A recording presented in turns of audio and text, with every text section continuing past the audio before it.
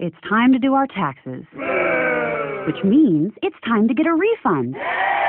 So if you're expecting a refund this year, head to Walmart and pick up a Walmart money card. With free direct deposit, you can get your refund fast. Just enter the card's number on your tax return form. If you're owed a refund, you'll get the money directly deposited onto your card. Don't wait by the mailbox. Get your money fast. Start strong. Save big at tax time. Walmart. Purchase monthly and other fees apply. See package for details. Successful card setup is required. Blog Talk Radio. Hey everybody, welcome to Kingdom Justice. This is your host Courtney Jones speaking, and today we are back. And today we're back, and it's been an interesting road. We've been going through. All these different spirits we've been going through, and it's something I think a lot of people need to really investigate. I think it's something a lot of people need to investigate, because these spirits are running loose, of course, in the church, but they're also running in the world as well. We also see things like this as running in the world as well. And one of the spirits that we are dealing with, what we have to understand is this. You had 7 evil spirits. So you had 7 evil spirits, and thanks to what you call the spirit of Cain, you had 7 evil spirits. And when you have 7 evil spirits, I don't know if anyone knows how well everyone knows the scriptures, but if you go back in the beginning of Genesis, it talks about a man named Lamech. When you hear Lamech had 2 wives. And what Lamech did, he said that he killed. He said he killed 2 men, and actually the judgment was on the person who killed Cain, and said that it would be 70 times 7. It would be the person would get paid back 7 times. So it was a man named Lamech who he killed 2 men, and he killed 2 men, and what happened was one of the men he killed killed Cain. He actually was in the field and he killed Cain. Once he killed Cain, he ended up killing Tubal-Cain. And what Tubal-Cain means is the descendant. What his name means is the descendant of Cain. So therefore, Cain represents these 7 evil spirits. Then Tubal-Cain is what his name means is the descendant of Cain, meaning the offspring of Cain. So that means that these 7 spirits actually has offsprings. And so what offsprings mean, it's like God said in Ezekiel, he was talking about Israel, how he said your daddy was an Amorite, your mom was a Hittite. Now notice how you have 2 of those end up mating. Those 2 end up mixing together. Well, usually when an Amorite gonna have a hitchhike around anyway. So you gotta have the hitchhike around anyway, because everything that the evil 7 evil spirit does, any spirit, everything that the evil spirit does, they need fear. Fear is like faith. They need it to operate. They need fear. They need deception, and because that's how a lot of this stuff works. If the hitchhike spirit, the spirit of fear and deception, if it doesn't go in, if it can't go in, and it's a left-hand spirit, meaning that it's a spirit that you don't see, is a spirit that it like to stay in stealth, invisible. It does little things here just to kind of get you fearing, get you deceived. And so it needs to be able to do this, because everything's function off this spirit. Because when it does what it does, all of a sudden the Canaanite spirit, which the Canaanite spirit likes to get people who doubting themselves, who doubting God, who undecisive.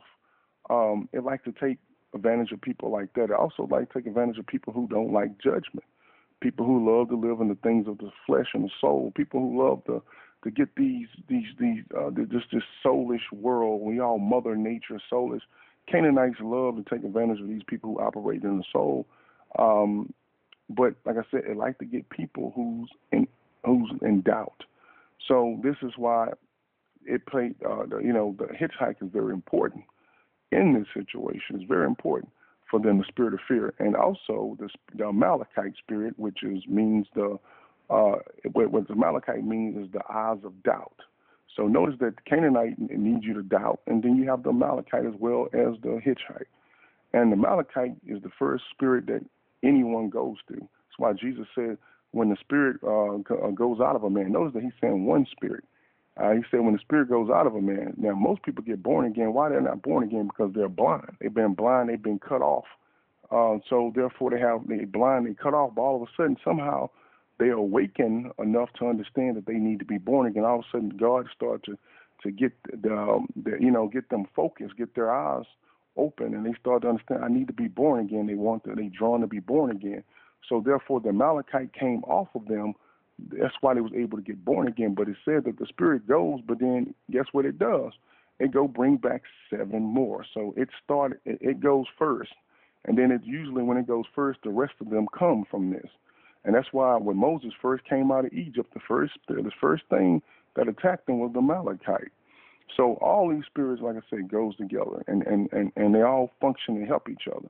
So what we have is that when you're looking at, like, for instance, went against the Hittite spirit, you deal with him. You go against the Amorite. We went through him, but then all of a sudden, so we went through the whole line of Cain.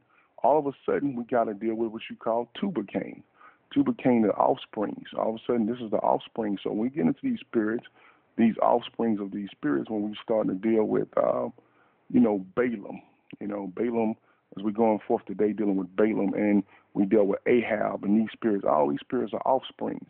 Now, the offspring spirits are a little bit more dangerous because it's one thing when you have to deal with the Amorite spirit or the Jebusite spirit or the parasite spirit.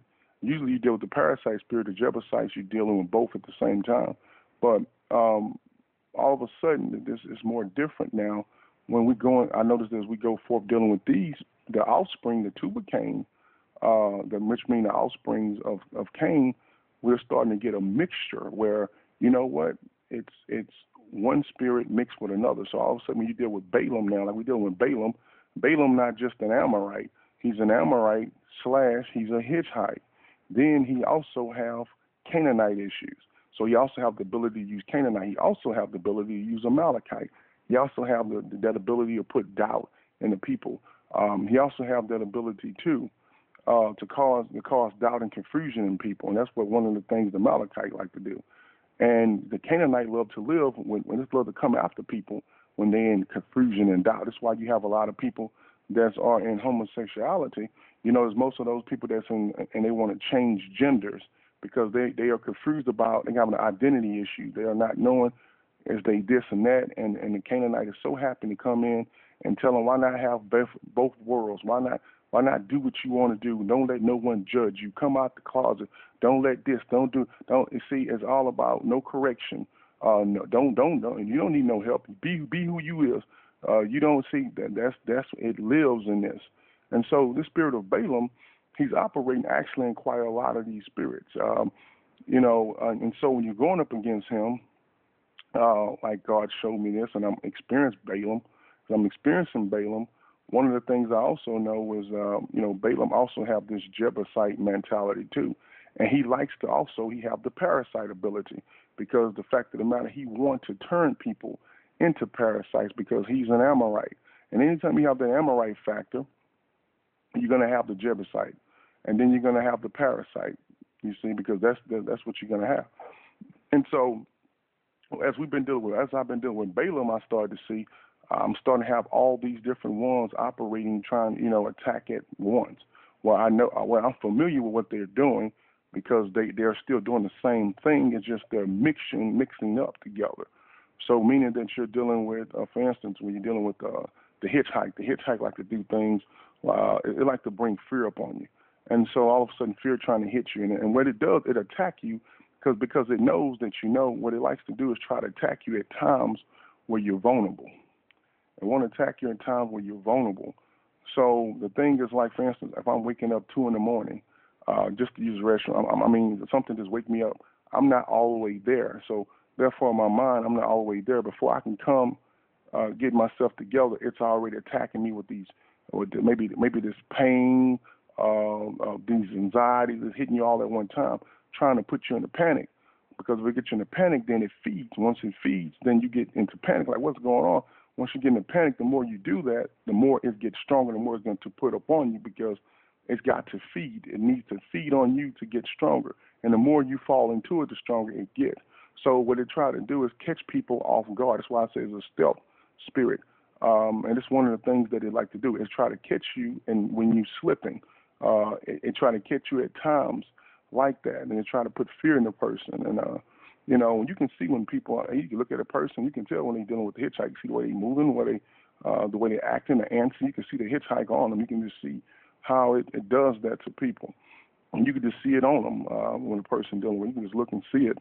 You can see the Canaanite on a person. You can see how the Canaanites speak to people. Same thing with the hitchhike. You can start seeing these spirits. And so, like I said, dealing with Balaam, what I'm getting not just that. I'm also got the Amalekite. And Amalekite can be a draining spirit when you go through it because it takes a lot. It's an overwhelming spirit where it just started to drain you. And this is why it was draining Moses, and Moses had to have Joshua and Aaron to help lift his arms up. And what that means is what I got through is this. And this is what you got to do. You have to use other brothers and sisters as believers to pray for you to have strength. And when they do this, you're able to overcome. You can't beat the Amalekite by yourself.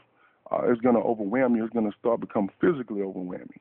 And you're going to start feeling physically weak. But the truth is, no matter how much sleep you get, you still feel tired. You still feel drained. It's hard to focus because that's what it does. So, another thing that it also do as well as we see, like I said, it can just be very draining and confusing. It can cause confusion, overwhelming on a person. When a person overwhelmed a lot, then they start making decisions and they start speaking foolish. And this is why Moses was speaking foolish to God at times, because he had the people, they was putting so much pressure, they were overwhelming him, and he wasn't even stopped to think that, oh, God said, I can give meat. And he eat all. Listen, then he started to go back into the flesh. He started to look at stuff logically. Let me count all the sheep. Listen, this not going to work out. I don't see how this is going to be done. Now, he didn't see God do all these other amazing things, but for some reason right then and there, like I said, the people was overwhelming him. And so that's what the Amalekite does. They try to overwhelm you, get you busy with the kids, it gets you busy over here, it gets you over there, have you focus on this, and try to overwhelm you. I'm doing too much. And all of a sudden you forget about God is with you, God is there. Let God put this stuff, let God help you out and go and set the pace, set the path where you kind of get away from that. Some people I done met, they don't even want people to even pray for them. I done met people, a lot of these people are ministers, and they have this mentality, well, I do the praying, no one just pray for me. And they have this mentality that if they're sick or they have these mentalities, some ministers, if they're sick, they don't want anyone to pray for them because they are the prayers. And that's an arrogance that's just foolish, but you see this happen. And like I said, when you're dealing with this Amalekite spirit, you're going to need this. This is why Moses needed Joshua and Aaron to keep his arms up, keep the word up. You're going to need that kind of support. If not, then you will lose. And it will drain you, and you will be exhausted, and you'll be drained. And it'll be hard for you to deal with it because you're going to need the strength. And you can pray your own self, but you won't get the strength that way. You're going to need those guys. That's why Moses couldn't get it on his own. He needed those guys to help him deal with this. So like I said, when you're talking about all these different spirits, Balaam actually, he's built up in all this. He's all these spirits. Like I said, he's an offspring. I mean, he's running all these ones. So when we look at him, he's not just a hitchhike because he used deception and he used fear. He's not just a hitchhike. He's not just an Amorite because he's controlling, and he's not just a Jebusite because he liked to beat down his servants and beat down who's under him. He's not just a Jebusite, he's not, and then we also know he was full of lust and greed. So we know he's into the Girgashite. He wants the materials of the world. He wants it in abundance. It's draw him so much. And then we also know he's in the Canaanite as well because he also into Baal. And when you're in the Baal, you're in the Canaanite spirit. So when you're dealing with Baal, he finds himself in the Canaanite spirit. And so he's all these things, all these different spirits that he actually operating in. And so he's really big. Like I said, Balaam is really big in the church. And we're going to go through this because I want you to see this. And so, Balaam, he's really big in the church because a lot of times what Balaam do is He's really big in the church because he's affecting the church so many ways. He's in the leadership of the church. So one thing, he's in leadership of the churches, where actually these guys around them are operating in Balaam, but he's also cutting off. He also destroying the man of God as well. I mean, he's literally destroying them. He's destroying them with lust. He's destroying them with greed. He's destroying them with seducing and seduction. And like I said, there's a lot of things that's going on as we're going to go through this series. And you know how it is when we do the first one. And so a lot of things that we're going to go through as we go through this series for you to understand how deep this is going to be and understand how these different things that are operating in people. Because when it comes down to Balaam, when we break them down, really what it's showing you that it's the Amorites in the church. You got the hitchhike, and you got people who are mixed up with this.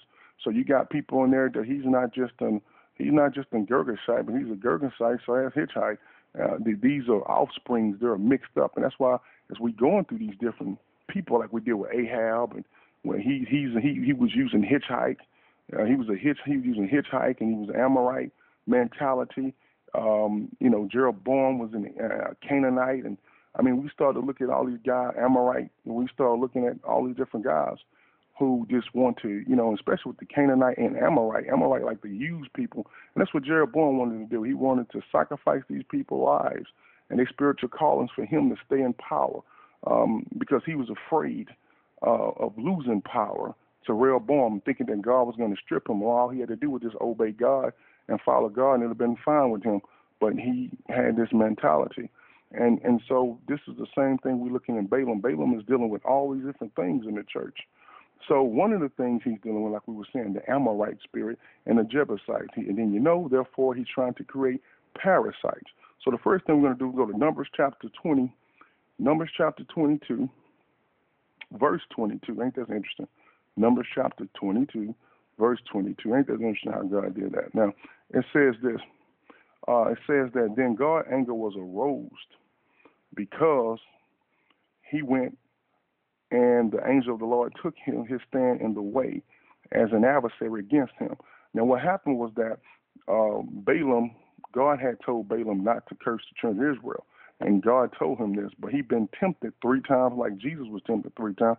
He was tempted 3 times by Balak, okay? And that's what we have a lot of times. We have a lot of people like Balak in leadership too. So you have a guy like Balak who's already been judged. He's already been judged by God. He's already been spiritually cut off. And the thing is that he don't want to lose power.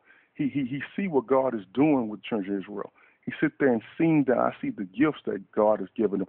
I see the way that I can look and see that God is doing some strong things in their lives. I can even see it in the physical, where I can see God is rising up a people now. These people he's rising up in here. I can see this. And so they're too strong for me. They're too strong for me. So I need to try to find someone who's good at dealing with these sort of people. And this is where he get Balaam. He get Balaam in because the way they've seen it, who Balaam cursed was cursed, and who Balaam blessed was blessed. Meaning that meaning pretty much when you operate in what Balaam won, you will be blessed, and if you don't, you will be cursed. And we see a lot of pastors and preachers and popes and leaders like that. As long as you follow their system, you will be blessed. But if you don't, you'll be cursed. As long as you pay my 10%, you will be blessed. But if you don't, then you will be cursed. You see, and so we see a lot of that goes on anyway. And that's pretty much what that kind of mentality of that kind of person, this is why they wanted to call Balaam, because Balaam specialized in this. But God came upon Balaam and told Balaam, do not go. He told him 3 times. Now, you would think the first time would have been enough for Balaam, but we understand how this system had to work. But you think it would have been. But he went through this situation because of the fact of the matter of his greed. And also, this is something we want to see God. The Holy Spirit really wanted us to see what was going on. So we got to understand that as well. But it's something that was in his greed. You see that it just, he knew that I can't do this, so I can't take payment. But he let himself be tempted again. And he knew, once again, I can't be, I can't do this. But he let himself be tempted again. Now, I want you to understand this. Now, let's go a little further in the verse. Now, remember, we was at Numbers chapter 22, verse 22. I just want to give you a quick review on that real quick. I pray you go back. And read the whole story. But we're gonna go through this. We're gonna go through this here because I want to get through this because we got a long little way to go here. We got an hour plus, so we'll be good. Now, just hang in there. It's a long message. Like I said, nowadays, this is something people really gonna have to start eating. These messages may be a little hour, 30 minutes, 40 minutes. Last time we did 2-hour teaching. That's just something God wanted to do, and so we got to get used to just actually listening to the Word and let God do His thing. Let the Holy Spirit do His thing. A lot of this need to go into you. And when it goes into you, you need to test this. You need to ask Holy Spirit, okay, if this truth show me, you need to dig deeper, to go further, dig these wells. So a lot of this, I advise you to do that. And I also want you, like I said, the people to start understanding this is not some church where you can just sit back and let's all go in this order of what they do. You're going to have to learn how God works. And you know what? If God want to minister for 45 minutes, that's 45 minutes. If He want to minister for an hour and 30, that's what He want to do. It's just what He really want to get done. And a lot of time people got away from how God want to do things, how God want to feed, and how He want to do things because the churches are organized the way they want to be organized. We got a set time, a set this, and people have been trained to, okay, he's going past 40 minutes, I'm losing interest. He's going past this, and that. We need to extend it for this and this reason, that reason. So people got to get used to understanding how God is operating. And you know what? And just sit there and actually just feed on this and look at this as good food for your soul. Looking at something for your spirit is going to build you up. You see, it's going to build you up as well, and for you to go further, because this message is a message that you can build on, and the Holy Spirit got room to build on, and He's going to take you further. Then when I'm going to preach here, He's going to take you further, and that's what the scriptures do. It takes you further. And so I want you to understand that. So people who calling in, I've seen calling in. Sometimes they call in, they listen live, and some of them be listening the whole time. We go hours, and some people they get a certain attention span past a certain length of time, so it goes an hour plus. Maybe they busy or whatever. So I always tell everybody, always go back and download the show so you can play it back, and you can play it back, because usually it's like everything else. Sometimes I always hear it good the first time, and you need to go back over it, just like the scriptures. You need to read the scriptures a bunch of times and use things you just didn't see. And the Holy Spirit brings you back to that. Now, we was back at Numbers chapter 22, verse 22. But now we have verse 23. It say, now the donkey saw the angel of the Lord standing in the way. It says standing in the way with a drawn sword in his hand. And the donkey turned aside out of the way and went into the field. So Balaam struck the donkey to turn his back onto the road. Now, here is Balaam. And I want you to see this. Here's Balaam. The donkey see the angel. Now, the donkey when people understand the donkey a lot of time represent the prophet or the servants, or the servants or the prophets. Now, you notice that the donkey is actually, he have a prophet anointing. You notice that God opened his eyes up where he was able to see in the spirit. He seen there was an angel there. Now, he was able to see this. And when he seen there was an angel there with his sword drawn, because that's what you're going to destroy Balaam with, the sword of your mouth. Now, he's seen this angel with his sword drawn. Now, even though he's seen the angel, I want you to see this. He's seen the angel with his sword drawn. Now, the donkey did.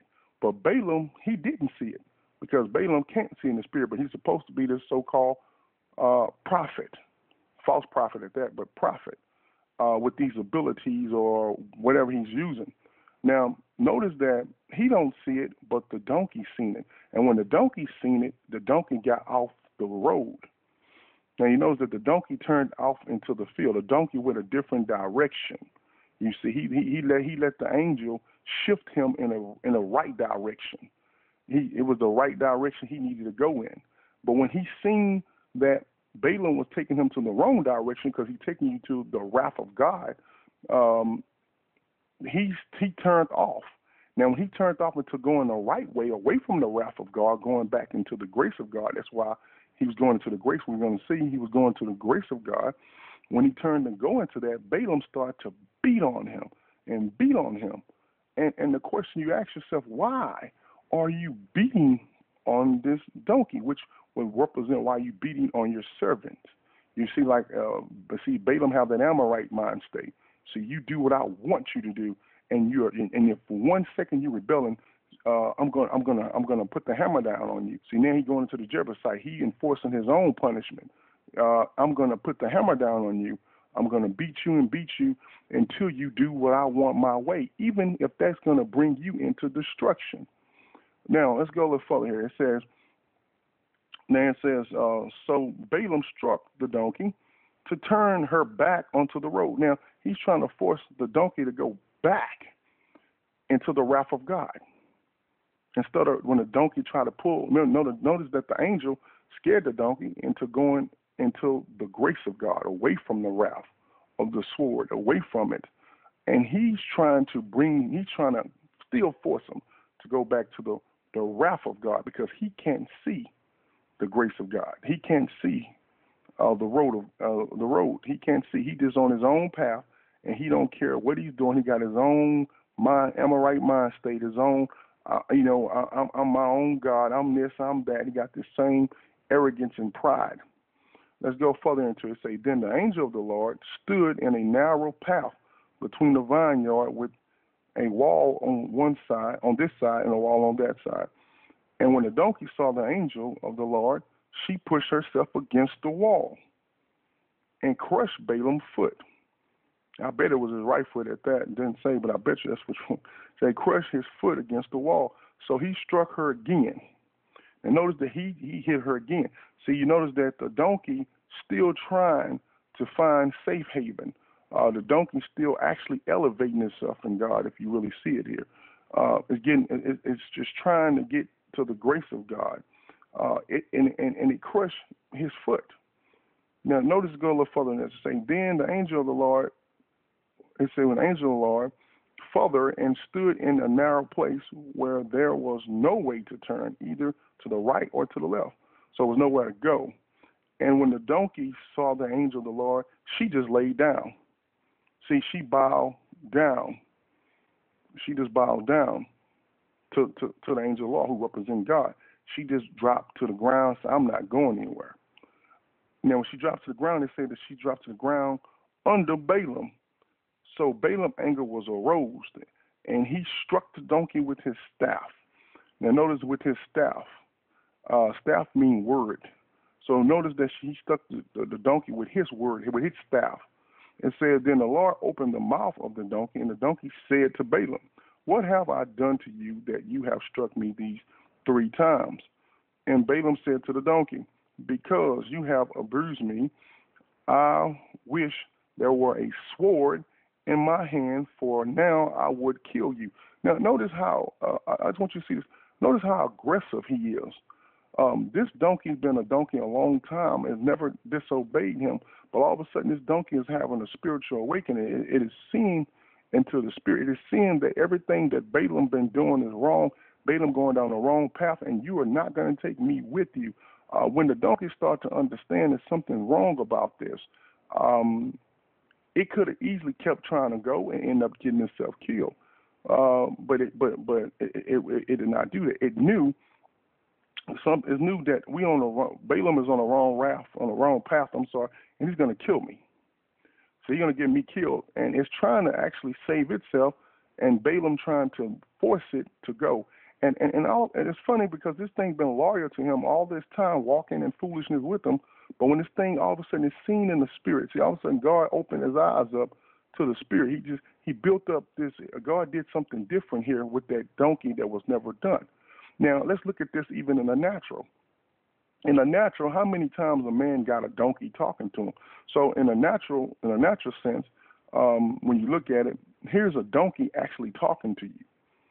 So it's like me. If I go outside and I see animals start just talking to me, I got animals talking to me. You're going to be, wow, that's amazing. Animals actually talking.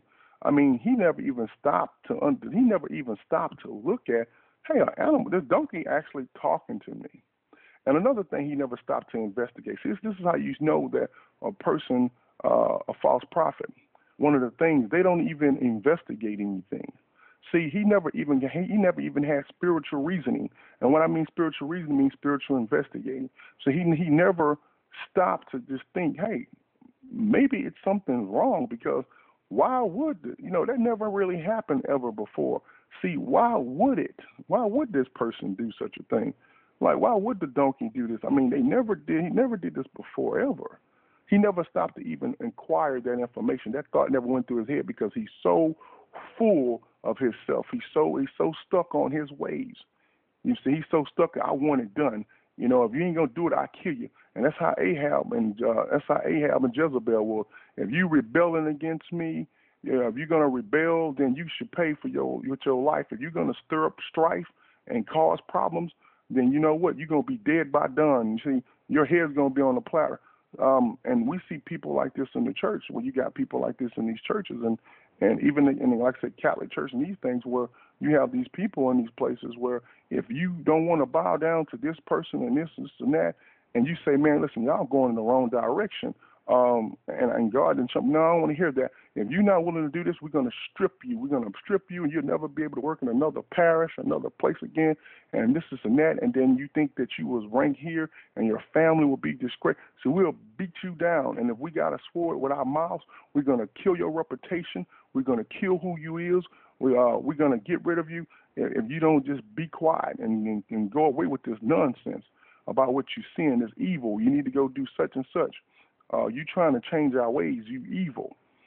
Now notice that's how Balaam seen the donkey. This donkey is evil. It's rebelling, because that's what the churches don't want to believe. They don't want to believe it's God actually has rebellion. God causes people to rebel because the fact of the matter that he in the eyes of man. So in the eyes of man, they're rebelling against the system that they're creating, because they got away from the things of God. So they got away from the path, and instead of walking until the grace of God, they're actually walking until instead of the grace, they're walking to the wrath, and they got off the path, and they so far gone. And when somebody try to say something, they want to cut you down. They want to break you down to pieces. They want to rip you apart. Now let's go a little further in this. He said that I wish there were a sword in my hand, for now I would kill you. So the donkey said to Balaam, am I not your donkey on which you have ridden ever since I became yours to this day? What they say, was I ever disposed to do this to you? And he said, no. Now notice he asked him this question. He said, no, you never did disrespect me, or you never did rebel. He said, then the Lord opened Balaam's eyes, and he saw the angel of the Lord standing in the way with his drawn sword in his hand. And he bowed his head and fell flat on his face. Now, when he seen the angel, he fell down. And then it said this, and the angel of the Lord said to him, why have you struck your donkey these 3 times? Behold, I have come out to stand against you, because your way is perverted, or perversion, before me. Now, notice he said this, I came out to stand in your way, because your way was perversion, or perverted. Now notice that Balaam thought he was going on doing the right thing. He think that his way was right and he should just lead. And we see that with a lot of people in churches and these organizations and ministries. Well, that's what they believe, that I'm doing the right thing, and they don't understand that. Now notice how Balaam thought it was evil what this donkey's doing. Like, he's rebelling against me, and that's what they think with people. People in the church, some of them start to rebel and say, hey, listen, there's something else going on here. People in leadership and other parts saying, hey, listen, God's showing me something here. I'm getting a vision of God here. No. See, shut up. Go somewhere. You evil. You trying to take over the church. Y'all trying to throw stones at the pastors, and y'all trying to do this, and y'all trying to fight against leadership. And then they take Jezebel and switch it over and flip Jezebel and tell you that Jezebel is, anytime people rebelling, it's against the leadership or the pastor. Oh, that's Jezebel. But notice how This is happening right here to Balaam. And the angel said, I came to stand against you, meaning I came to fight against you. Now that angel came from God. He's speaking from God. See, that's what's happening in some of these churches. Well, God actually have people that he's bringing up now.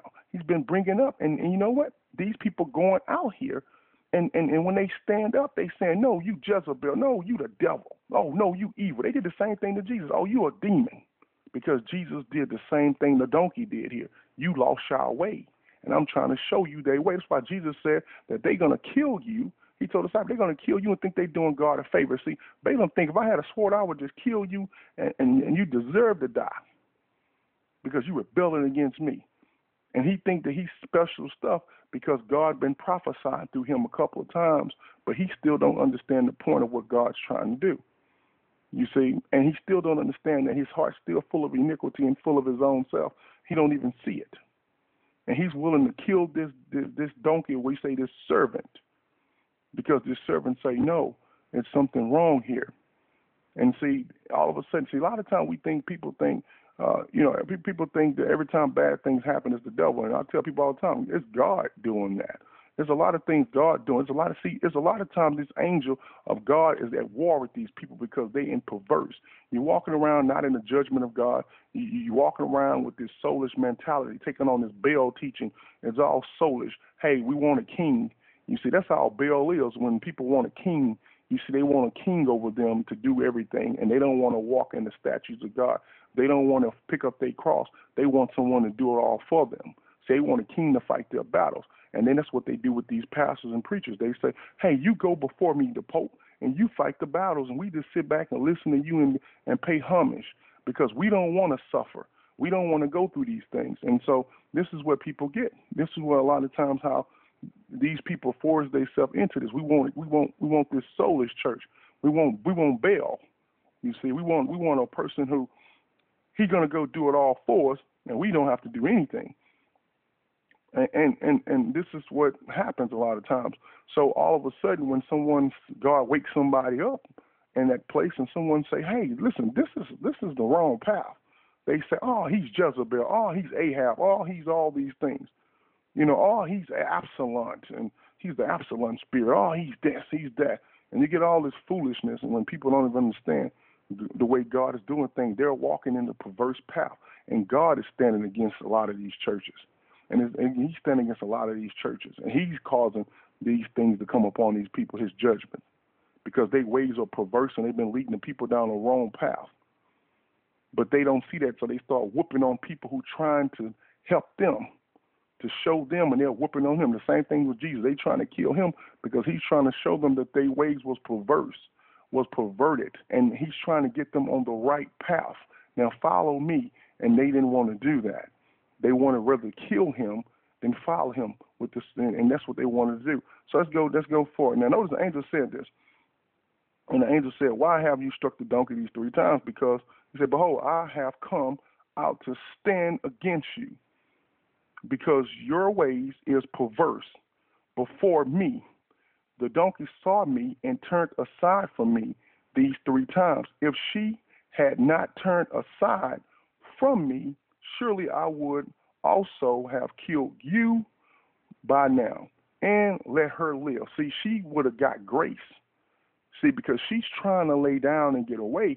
But you know what? Even though she's trying to lay down and get away to go in the right direction, he's trying to force it upon her. And that's why he said, if she wouldn't have did this, I would have killed you and I would let her make it. Because when she seen the truth of God, she went in the right direction. You, on the other hand, you're fighting against her because she's trying to help you. And because you don't see it, you refuse to want to walk in the things of God. You got your own mentality, your own path you want to take, and this path is a destruction. And that's why I'm sitting here fighting against you. Now, automatically, people will say, "Oh, problems going on in the church." This is happening around the church community. This has happened with all these churches. But what's happened? Because the angel is standing against you. See, a lot of times people don't see it. If you're not walking in the things of God, You're not creating a spiritual church that what God looking for. God ain't looking for no more of these Moses body churches. He's looking for a spiritual church. He's not looking for these soulless churches where, hey, Jesus is a leader. Jesus, he died for us, and therefore we can live in our own way and we can go out and sin, and it's okay. Jesus did it for us, so it don't make no difference because whatever we do wrong, he already washed us clean. So let's keep on standing this perversion. You see, and Jesus did everything for us. When Jesus said, no, pick up your cross and follow me. Paul tell you, see, a lot of people forget that. Paul said we are as with Christ if word in there. Everybody just bypassed the if word. He said, if we share in his suffering.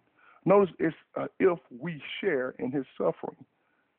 You see, a lot of times these people ain't willing, and I guess a lot of this on leadership, because a lot of times these so-called whoever they are, whatever title they give themselves nowadays, so-called leaders, when they refuse to tell people the right path of God, when they don't stand against people that's got people going off the wrong path. So it's like, oh, you know what? Yeah, I see a lot of this going on in my church now. I'm going to stand and get rid of these cliques. I'm going to stand and get rid of some of these things going on here. I'm going to stand. And if they're going to leave, then you know what? Let them leave. Jesus had multitudes of people. We talking about we don't know how many people following after him. He say, hey, listen, if you're not willing to pick up your cross, follow me, you can't follow me. I mean, he was willing to get rid of, and he was willing to let go thousands of people, hundreds of people. He's willing to tell them, you got to turn around and go away. I don't want your money. I don't want you to praise me. Listen, if you're not willing to follow the system, you can't come. Now, see, that's something we don't see in this day and age. Oh, there's no way. We got, we the Catholic, we got 1 billion members. Hey, we these other organizations, we got, hey, we Word of Faith in this. We Pentecostal, we're Presbyterian, we Methodist, we're Muslim, we're whatever. See, we don't turn people away. We trying to recruit. See, we're not trying to turn people away by telling them the truth that you're gonna have to follow Jesus. No. See, we rather have the multitude come in and say, "What? Ooh, our church is growing. Look at the numbers," and we forget that God do not. And people don't understand that. God do not accept. God do not pervert truth for unity. So when people see all this multitude coming in, they thinking, "Oh, the church is growing." But look at all the falseness going on, all the untruthness going on in this place. But you look at the numbers, it's growing. So you're selling out the truth in the true path of God and the Holy Spirit. You're selling it out, and you're wearying him all because of the sake of unity, because of numbers. And that's not what you're supposed to do. God ain't worrying about quantity. He's worrying about quality. And that's what we forget about. And this is why people bring him these sacrifices he was talking about, and Micaiah, he was talking about this, how look at these sacrifices they're giving them, blind, deaf. Why? Because they looking at numbers. They're looking at a bunch of quantity. They're looking at quantity, high amounts of people, and they're not looking at quality sacrifices. You see, they ain't looking at quality. They ain't looking at this, that you're going to have to do this system. You can't run from the system. You're going to have to walk in the system. And in the system, it's suffering. In the system, it's obedience. In the system, you're going to have to walk through this. This is a system you're going to have to go through. You see, people are going to have to understand the sanctification.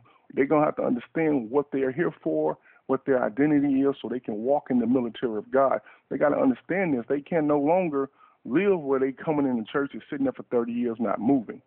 And when leadership, when they see someone stand up and say, "Listen, something's wrong here.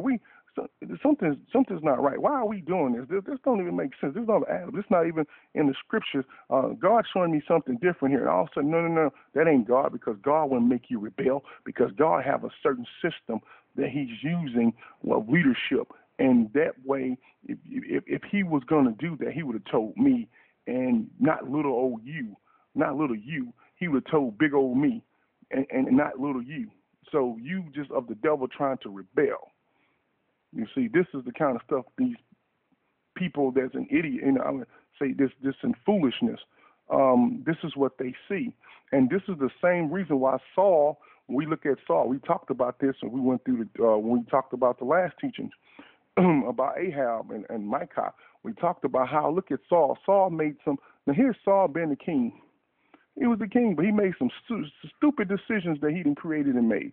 I heard this lady say something I thought was so foolish, and this was on television. I usually don't watch television ministries because a lot of that stuff perverted, but I know God wanted me to see this because I seen this, and when I seen this, it was funny. It was a lady saying they was talking about sitting up here talking about how the Absalom spirit, how they was trying to talk about the Absalom spirit, and Absalom was an Amorite at that, but of course they didn't go into all that, but it was no spiritual meaning, it was just what's on top. And so they was talking about it to a degree, and then they started trying to say how he's a person like this in the church who's trying to, for his own agenda. Well, they do have people like that too, but my point is that Absalom spirit wouldn't just be a person who's trying to come into the church for his own, to build up, to raise himself up, for his own agenda. So you notice that how that spirit also is people who are already in power like that, who's using people for their own personal reasons. And so their whole thing was to manifest, to me the whole thing was to manifest this, to say, well, anytime you have a doctrine or a person in the church or a doctrine or something that's going to come against leadership, meaning against who? They trying to say God put them there, against leadership. Anytime they have that these people are operating in evilness, because God have a certain line, a certain order that he's doing this in. And if a person talks against leadership and this and that, and so I said, you can tell when people are perverse and they perverted, they have this perverted mentality and they have this perverse mind state where they're preaching half truth, half lie, and that's one of the things that the devil usually do. He speaks some truth and lie, and that's the whole thing about it. And so when I heard this, I knew God wanted me to see this. When I heard this, I said, well, God, what happened to all the rest of it? Why didn't they tell the spiritual meaning of these things?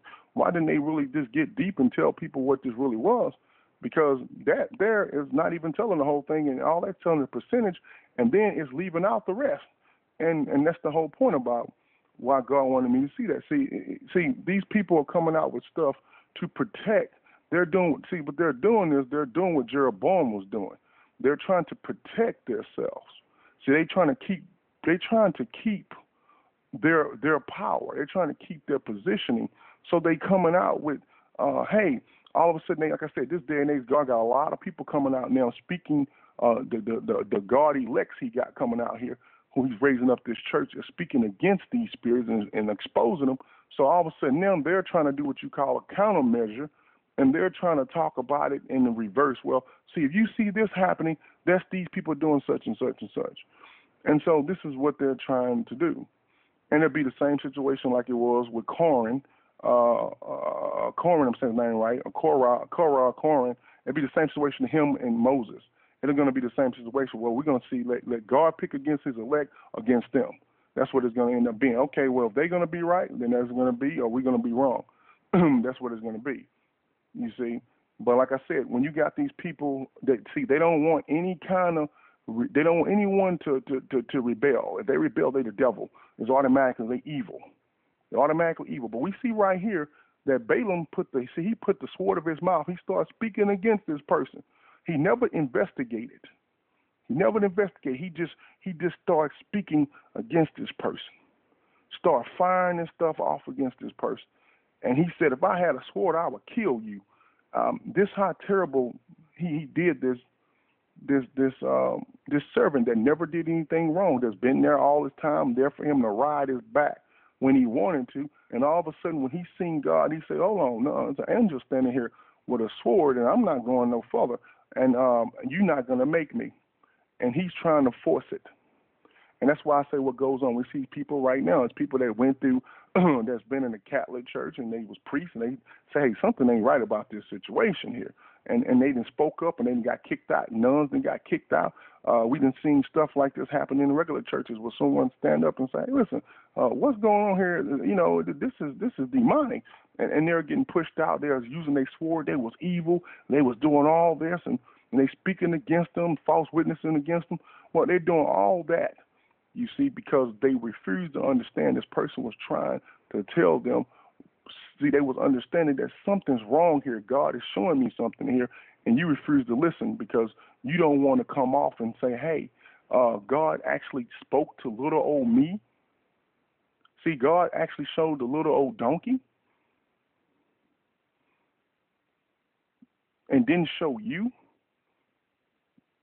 Oh, because you don't want to turn from your campaign of iniquity. You want to keep going down this road that's perverse, and God is standing against you, and you keep lying, telling people that it's the devil when it's God himself standing against you. The reason why you're sick is because God put that on you. The reason why your church is struggling, because God did that. The reason why a lot of things, sometimes churches are multiplying. They multiplying, and that's suffering because they don't even understand by multiplying, it's just setting them up for destruction. So, because they're following numbers, they're doing things the wrong way, and that's what they want. And that's what they want, and that's what their heart is given over to them. And that's what they're getting. And when someone step up and say, hey, man, you need to, that's like with, like I said, with Saul. Saul, he had this mind state where I'm going to make this rule, and no one's going to eat anything. No one's going to eat anything all day. No one's going to do this. Now, let's look at this. That's foolish. That would be foolish. But you know what? He said, I make a decree. This is what it is. And if you fight against this, you shall die. Even if it's my own son, whoever break this, they shall die. And he made this law and decree, and everybody's afraid of it. Everybody afraid to speak up matters. It doesn't matter that they seen something.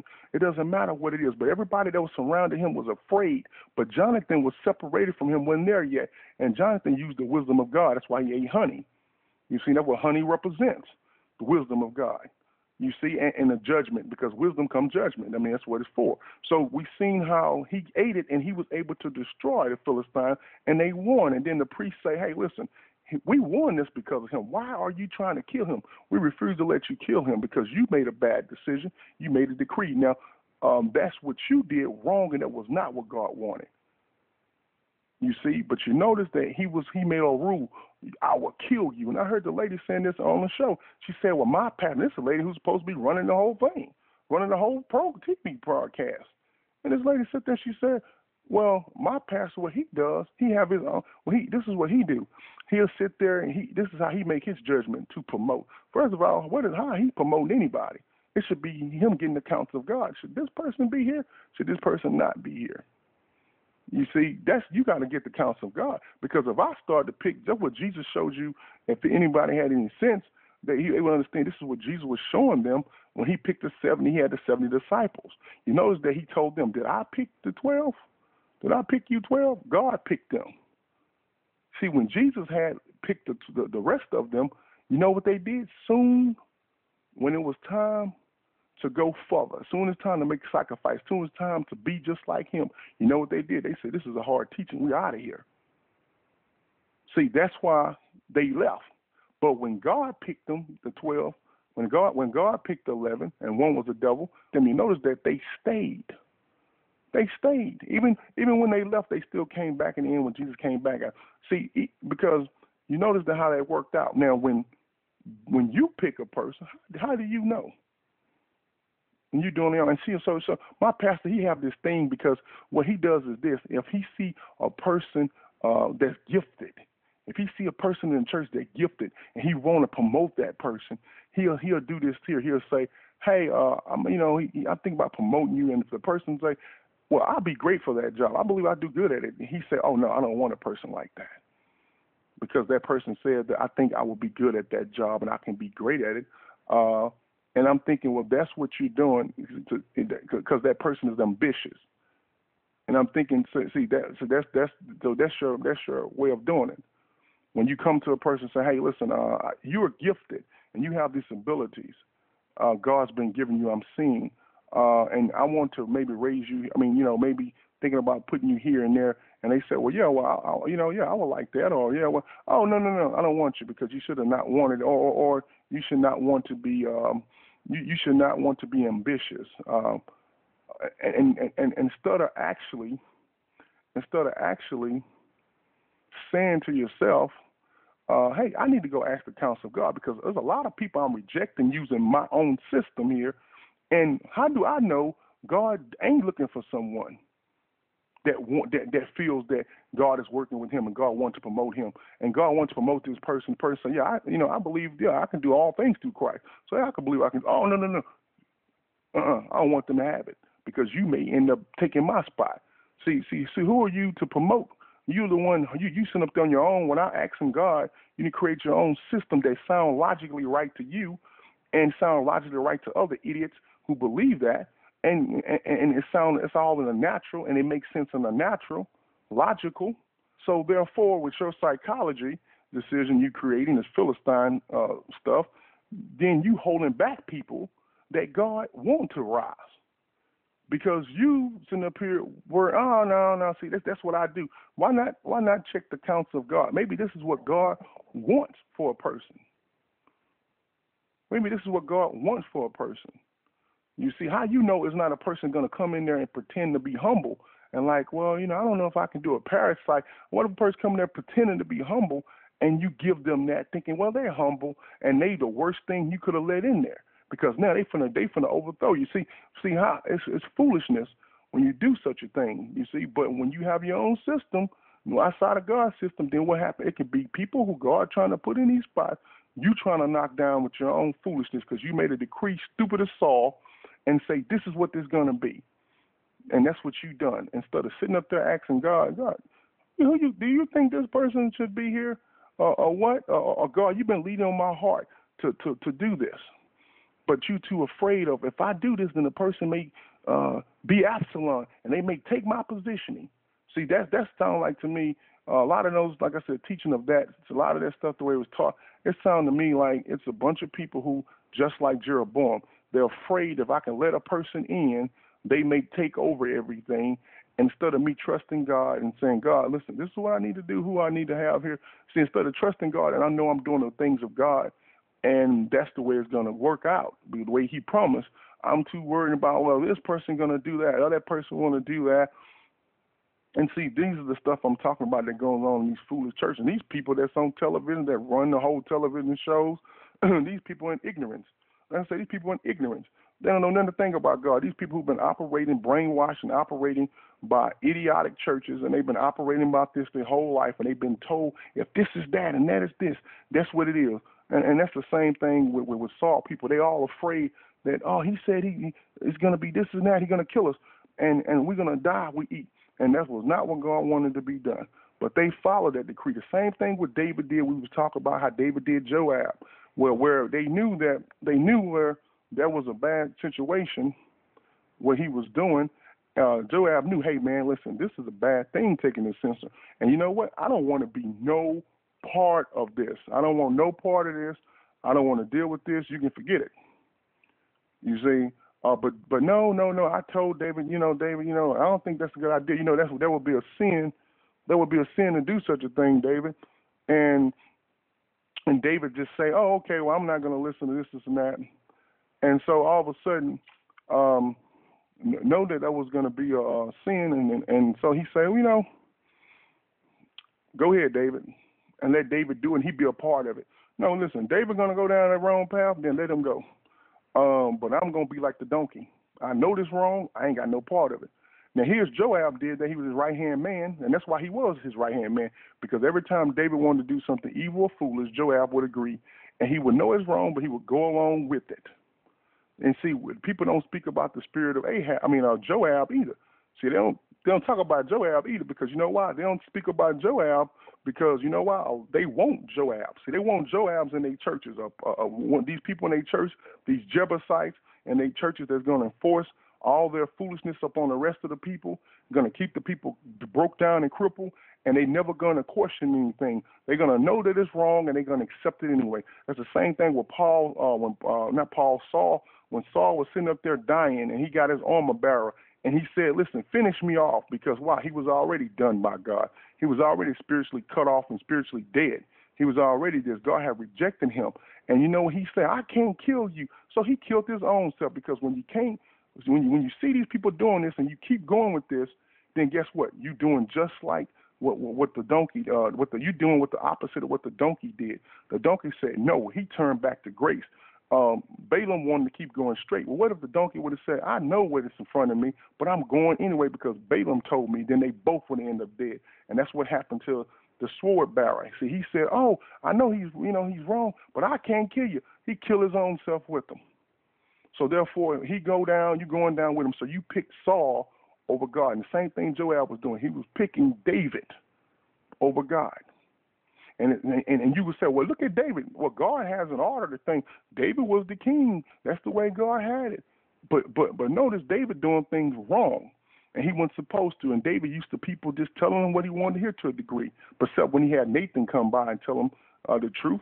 And besides just that, you see what happened when Uriah Uriah refused to do what David wanted. And David seen this as, okay, you don't want to do this and that, so I'm going to kill you. See, that's why I'm going to do this. I'm going to take a sword. I'm going to have you kill. I'm not going to do it myself.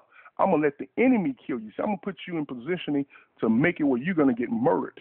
You see, and I'm going to leave you by yourself all alone. I'm going to try to get you killed. You see, and that's exactly what they do to people when someone stands up and say, listen, something's wrong here. Uriah knew something's not right here. Why is he's the king? Why he's talking like this? See, Uriah knew right off the bat because Uriah had a relationship with God. He knew something's wrong here. What you saying is wrong. I don't know why, but I'm going to do this. And I don't care if you're the king or who he is. I'm going to do this. You see, I'm going to do this. And you know what? I wanted to take his wife, and there's a lot of people sitting in church right now, and you know what? The pastor's doing that, or the bishops or the leadership is doing this, and you know what? They're taking your spiritual calling and breaking your bones. Your bones are being broken into place. They don't want you to operate. They want you to think that you're just supposed to sit here and be quiet. It's a line and an order to these things.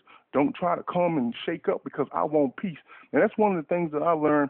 It's one of the things God showed me about every last one of these spirits, is that every last one of these spirits, they all want peace. See, it's the funniest thing in the world. You see Balaam. Balaam wants peace. He's going along. Say, I want a little peaceful. I want peace. I'm going along, want peace.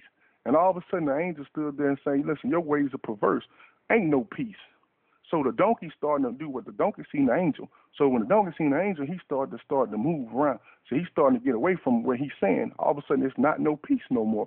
See, now all of a sudden, hey, it's some strife here. Well, I said go this way, you going the other way. Now there's some strife here, and that's what's going on. That's what's going on. It's some strife here, and all of a sudden, when there's strife going on here,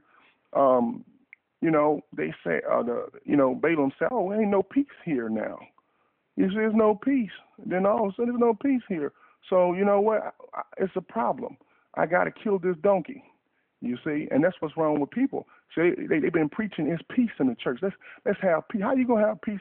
How you gonna have peace when there's war? You see, we in a war here. You see, let's have peace. That's one of the things Jezebel. That's one of the roots of things people don't understand about Jezebel. One of the biggest roots that Jezebel. You notice that from her to Ahab to all these people that worship Baal, all them people that worship Baal. One of the things they want peace. They want to do wickedness. They're doing wickedness that they're doing. They want to be Amorites. They want to control. They want to be Jebusites. They want to create these parasite people. But then all of a sudden, when somebody start bringing the fire to them, they say, "Oh, we want peace." Like, are you coming in peace? You're not bringing strife, are you? You evil. You evil. You coming with fire. You bringing fire here. You bringing the truth here. You evil. You see, that's why Jesus said, I didn't come to bring peace. See, not the kind of peace they're looking for. Why I'm going to bring peace to them? How you going to come bring peace to the world? What they're doing is evil. He come bring fire. I bring a sword. I bring him fire. You see, and they saying, well, ain't this peace? Oh, look at this man. He stir up the people. He stir up the people. He going to have them strifing with us. And then all believers, you're not supposed to strife because that's evil. That's evil. Now, you notice that this donkey, let me show you something about strife. Now, you notice the donkey started to cause strife here. I want you to see this. You notice this donkey started to cause strife. The donkey started to cause a little bit of strife here by doing what it's doing. And did the donkey cause strife because it wanted to rule over Balaam? No, it had no desire to rule over Balaam or to be in leadership. over him. What it was doing was it was bowing down to the angel. It was bowing down to God's word. It was bowing down to what God wanted. But in the natural, to Balaam, it looks like this donkey trying to test me. It's trying to throw me off. It's trying to overpower me. See, and that's what people do. See, they don't understand. Notice that the donkey God brought on a strife that was not about a person self-evolving itself. It was not about the donkey exalting itself. It was about the donkey obeying God and actually bowing down under God and following the true path. That's what it was about. But notice that it was strife in it. And that's the strife that Paul speaks against. This is what they try to lay on, is the strife he's talking about is the strife when people try to cause strife and cause this, so therefore they have their own self-motivation. See, I'm going to be on the top, so I'm trying to cause division, and I'm trying to go in a place of work or a place of business or a place of even the church as well. I'm trying to go there to cause people to fight against each other, so therefore I can take a bigger portion of the people or the board of the people, and I can make them all love me, and then the other people will get out of here, or they'll bow down and I'll rule. That's not the strife Paul talking about. This here is this kind of strife God talking about. It's like Jesus. Jesus was not causing all that strife with them so they can just serve him as king and do all that. That's not what he was doing. That's why he told them when the people started trying to worship him as a king, he said, no. See, that's not the kind of king I am. See, I'm a king that's going to raise you up. I'm the king that's going to help rise you up. Like I'm up, I'm going to rise you up where I'm at. I'm not the kind of king that's going to beat you down to the ground. Like you've been treated by Balaam. Balaam false preaching and teaching. I'm not that guy. You see? And that's what he was trying to show them, that I'm not that kind of guy. And so that's some of the biggest things that he was dealing with, that he was showing them, that I'm not this kind of guy. And that's what you have to see. That's what people got to understand. That's the kind of strife that he was talking about. He was talking about that kind of strife. And this is something that, like I said, they linger on this. This is something they lay on, a person bringing strife. Because why? Like I said, they preaching about, they don't really understand what God's talking about, because they looking at the top of they looking at the surface, and they don't understand the spirit. That's why I try to tell people, to be any of these spirits, you got to operate in the Holy Spirit of God, so he can show you in detail what this thing is doing, what kind of deception is doing. He's trying to show you what kind of deception is doing. And because the thing is that the people, that's like Jesus said, when Jesus was telling them about his parable, his mysteries, he said, for you it was given to know the truth. See, that's the thing. See, the devil cannot trick Jesus, because the devil was using the surface of the word. See, he was using the literal word. And so, therefore, Jesus knew the spiritual meaning behind the word. That's why he couldn't trick Jesus. And that's what I'm trying to tell you. When you know the spiritual meanings behind it, when you're not just in flesh, you in spirit. You see, when you know that, then these kind of spirits cannot fool you. You will not be turned. They cannot trick you. They cannot turn you. You see, but when a person don't know that, they can twist it all kind of ways. You see, they can twist it a million ways they want. They can tell you this, they can tell you that, they can tell you all this stuff, because you don't know what the spiritual meanings is, because you refuse to walk with the Holy Spirit in fullness, and sacrifice and service. You refuse to do this. You refuse to pick up your cross. You refuse to see the angel. You see the Holy Spirit you can receive. No, he know the path, but you choose to get away from him to go walk in the wrath of God. Now, notice how it was grace given, because he said, I would have gave grace to the donkey. The donkey would have been saved. But for you, I would have destroyed you.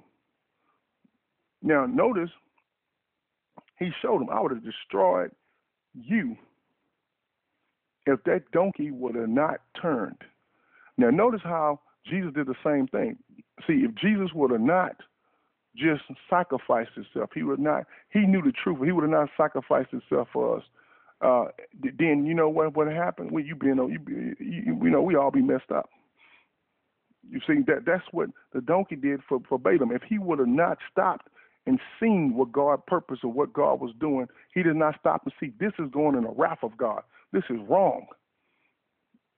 He'd have not stopped. He would have never got. Then you know what? Balaam would have got no grace at this time.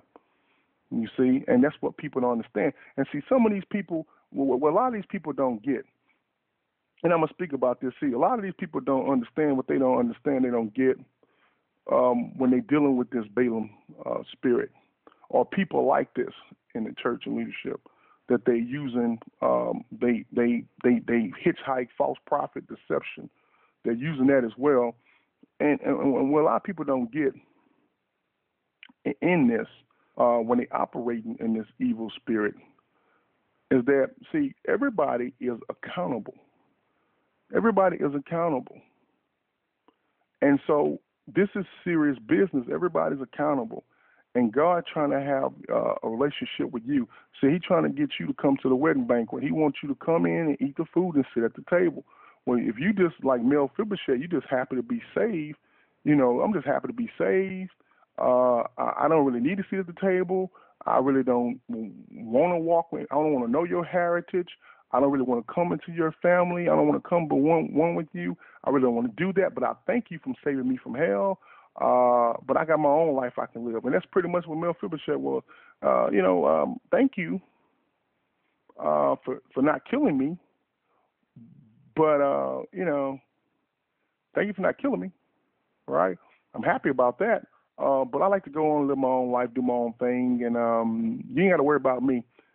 See, that's the kind of mentality that people have, because people don't understand that God do things too, and for some reason people don't get that God do things too, and I don't. And some reason everybody throw things on the devil when it's actually God is at war with these people. But for some reason, like I said, people, they always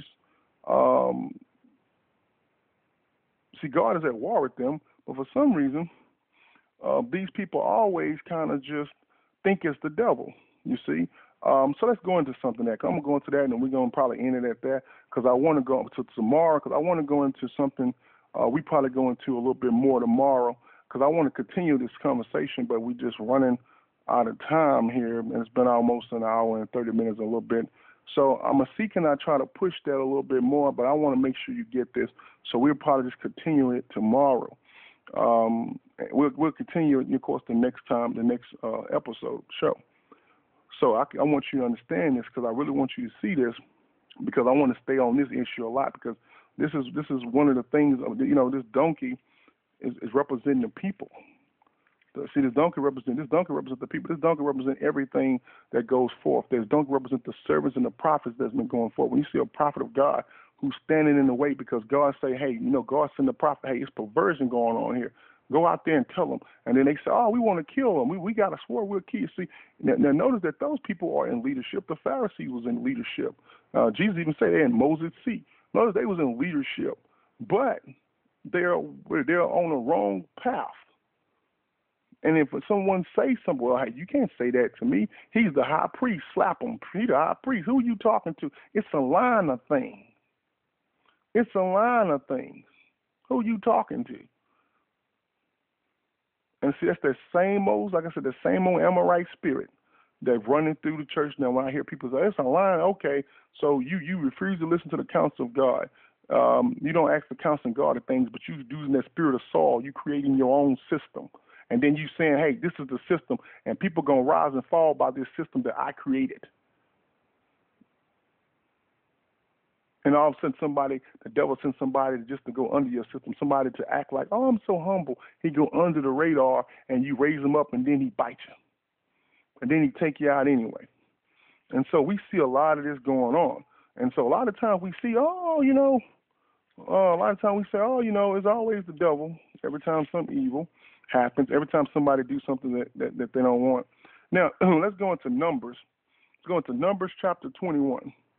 Now we're going to Numbers chapter 21. Now I want to go into this and say when the Canaanites, it said the Canaanite and the king Arad who lived in the land of Negeb, heard that Israel was coming by the way of Atharim.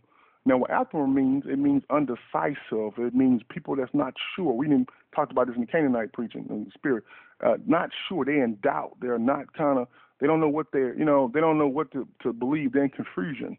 Well, it says this: he fought against Israel and took some of them captive. Now, you notice that the Canaanite spirit waited until he seen something. So he didn't run up on them and just like anything. That's why I try to tell you, these things actually inquire. Now, how did he know they was like that? Because he inquired information. So he had some scout or something found out that, hey, listen, we went there, we confused them. The Amalekite went there, put some doubt in them. Some of them are blinded. Some of them don't know what's going on. Some of them want to go back to Egypt. Some of them want to do this. See, he had something to acquire that information. And that's why I'm trying to tell you, these things here are calculated in what they're doing. They understand that they need to know every single thing about you and about the Trinity of God. They want to know what they eat, what they think, what they drink, where they go, what they doing, what they want to know everything. They're inquiring everything, and they're investigating you. The devil did the same thing with Job. He was inquiring about him. He was watching him. He did the same thing with Eve. That's why he knew Eve was looking at them trees. That's why he came with her, because he's been watching. He's been acquiring.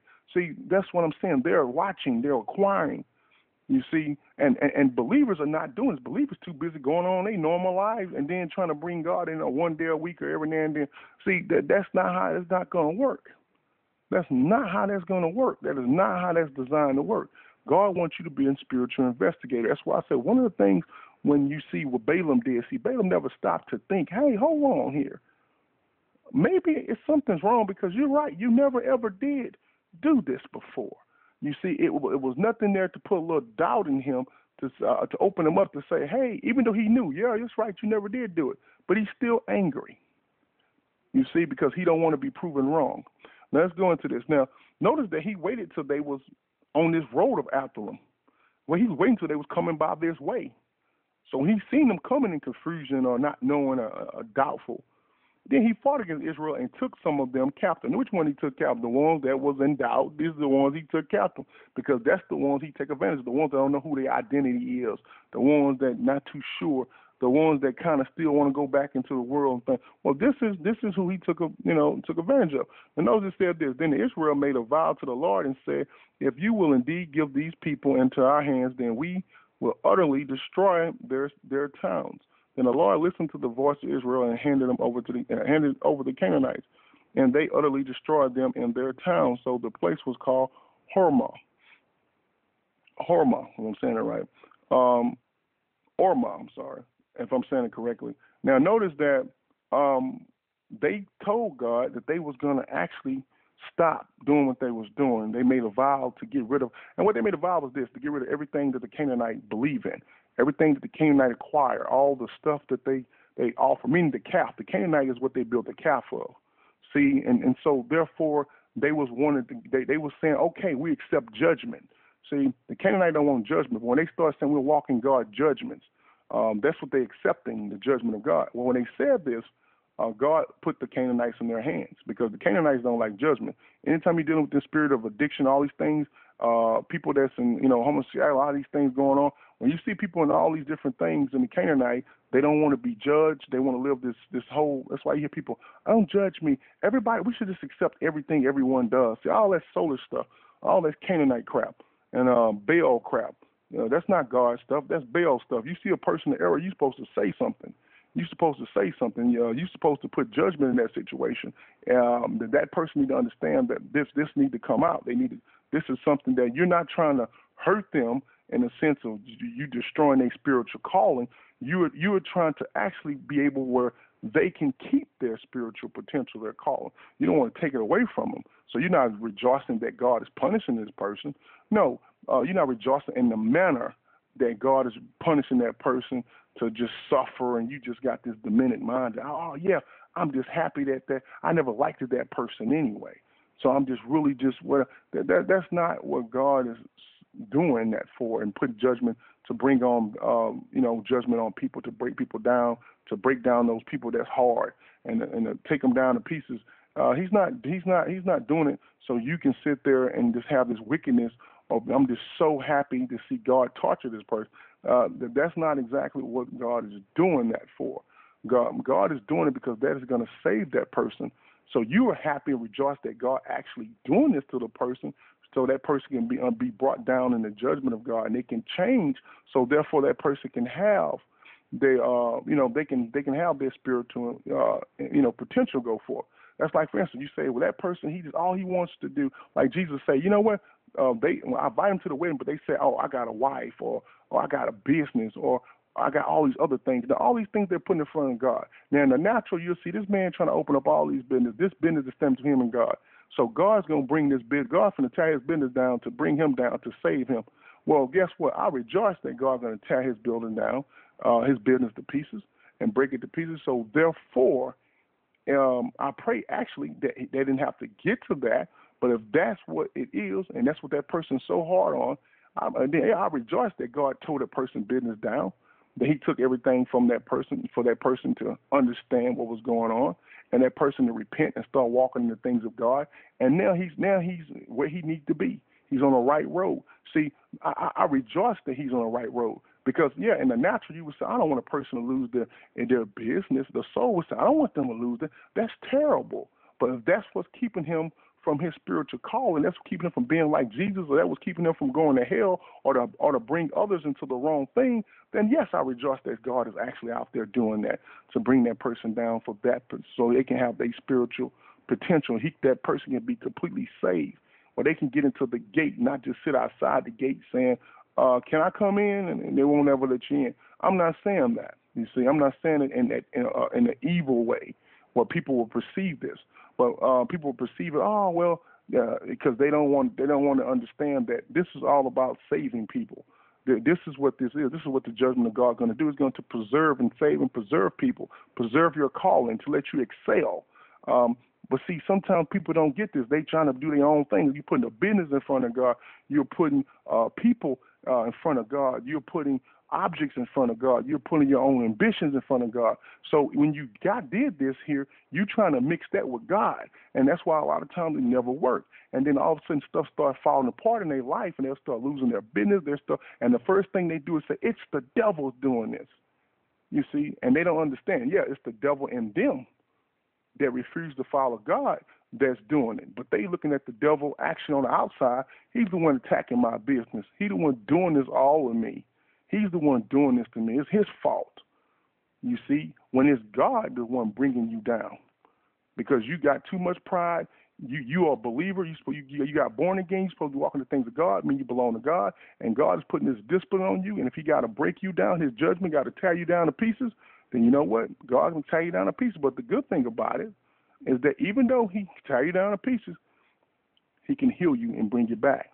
And see, this is what people don't want to go through that. See, people want to think when that happened to me, it was the devil. And yeah, it was the devil in you, that in your own mind state of the way you was thinking. But on the outside, it was God that did that. Same thing with His angels. Angels sitting out here finna start tearing up the place, finna tear Balaam to pieces.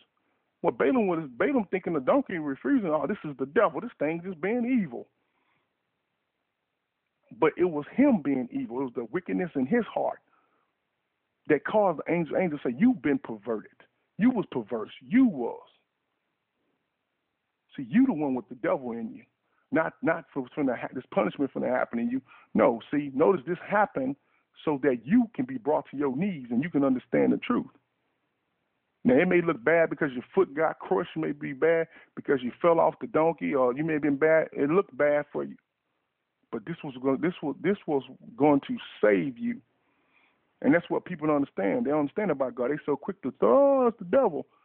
Now, let's go into this. It said, now, for the people at Mount Or, they set out by the way to the Red Sea to go around the land of Edom, but the people became impatient on the way. Now, I mean, the people lost endurance, okay? That's why you got to have endurance. They lost endurance and they lost patience. Now, we know this is what God's system is, endurance and patience. So, therefore, if you don't have it, you're going to have a problem. Well, watch what the people do. Let's go to verse 5. It says, the people spoke against God and against Moses. Why have you brought us up out of Egypt to die in this wilderness? For there is no food and no water, and we detest this miserable food. Then the Lord sent poisonous. No, notice this. Notice this. It's not the devil here. I want you to see this. I want this to be shown to you. Notice it said this. When they did it, say, then the Lord. Now, notice it said, then the Lord. Notice it said, then the Lord, mean, then God. Okay? Notice that, then God. It wasn't the devil. It didn't say Satan. It didn't say, then Satan did. It didn't say, now notice that it was Satan motivated, meaning that it was the devil that, see, so sometimes when people read this here, most people read it, they don't get the other half of the meaning of this. And so usually when people don't get the other half of the revelation of this is what they do. They'll preach against, they'll say, well, the devil's son the serpents, he was the one bitten them and this and that. Well, in a way it was his motivated. It was motivated by him, meaning that these people, because it was the devil that's in them, it was the impatience in them, it was the wickedness in them, the iniquity that was in them, that comes from Egypt. Notice they say, why are we leaving Egypt? Notice that their Egypt was the devil. So you notice that the Egypt is in their heart. The calf come from Egypt. All that's still in their heart. So So yeah, it was motivated by the devil, what they were saying, but God was the one who brought the serpents. See, that's what. So sometimes people preach it was the devil, and you get some people who they know the revelation of this. Some people will say, oh well, God, it said right there that God sent him. But in both ways, both ways is telling the truth. Because even when you preach it that way, you just ain't preaching the whole thing. So even preaching it that way of saying, oh, the devil did that. No, see, the devil, what you got to do in the truth is this. The devil, it was motivated. See, it was motivated because the seed of Egypt, of the devil, was in their heart. And see, that's what came out of them. That's what it was motivated. So Satan was in them, and that's what brought God to bring the serpent on them. You see, so, if they wouldn't have had that in their heart, there's no way they could have been able, God would have put judgment on them like this. So you notice that, but a lot of people just ordinarily say that, and they leave it alone. They don't explain this. But the truth is, it tells you that then the Lord, notice then God sent poisonous serpents. And people say, wow, do God have serpents? Yes, God even referred to serpents as being judgment. That's like, for instance, when you look at, when I talk about this before, when Moses had the staff and God said, throw it down, he threw the staff down, the staff turned into a serpent. Now, that serpent represents judgment. That's why, you notice when they had the other two serpents, they threw down. You notice that God's serpent destroyed both of theirs.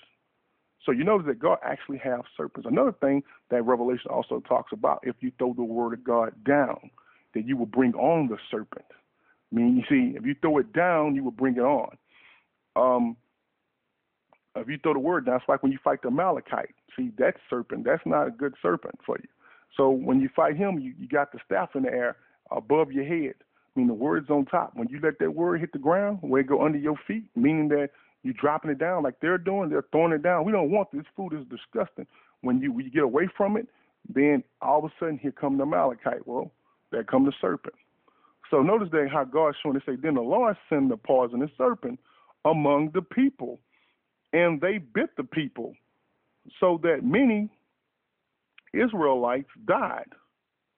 Now notice it said, well, many Israelites died. Then the people came to Moses and said, we have sinned by speaking against the Lord and against you now. And they say, pray to the Lord to take away the serpents from us. Now you notice that here's these serpents that God sent there. So the question that we got to ask ourselves is, who's these serpents? Who's the serpents? These serpents are people. These are actual people. See, these are actual people that God sent there to judge them, to show them what was going on. And then let's just go through that, because these serpents are not real snakes. These serpents were actually people. It was actually people. And so therefore we got to figure out, because see, in Ecclesiastes chapter 10 verse 11, it speaks about that it's no sense to, after a snake bites you, it's no sense to charm the snake. Or some translations say you can't charm a snake after it bits you. So notice that these are snakes that can't be charmed. I mean, you can't trick them. You can't lure them in. So notice that these are people who they're stuck on the judgment of God. And and therefore you can't change them. So let's go to find out, are they people? So let's go to Genesis chapter 49, because we need to find out, are they people? See, if we can see the connection of their people, then we'll know for a fact who God is talking about, and we know that they're people. They're not just just snakes. So let's go to Genesis chapter 49, verse 16. It says this: Dan. Now we know who Dan is. Dan, the tribe of Dan. And notice this: it said what Dan name mean in Hebrew mean to judge, judge. Now watch what it says here in verse 16. Now Genesis chapter 49, verse 16. It says, Dan shall judge as one of the tribes of Israel. Dan shall be a snake by the roadside, a viper along the path that bites the horse's heel so that its rider fall backwards. And you notice that that's what they did when they got bit by that snake, that serpent. What happened? They went backwards. They went back to God. They said, oh, we sorry, God. But if it wasn't for the serpents, mean Dan, if it wasn't for Dan, judgment, mean people, because it say Dan shall judge his people. See, if it wasn't for those people to let them know what they was doing wrong, then they would have never knew they sinned against God. You see? And so, that's why you need to know stuff in the Spirit of God. It's for the Holy Spirit to bring you these things. See, because when you don't know the truth, then people can trick you. They can say all kind of things. And this is why, this is why I try to tell you, when you know the things of the Spirit, what God really means in these things, this can keep you from being charmed. So you can't be charmed. You can't be charmed. You can't be tricked when you know the truth. And when you speak in this, you believe.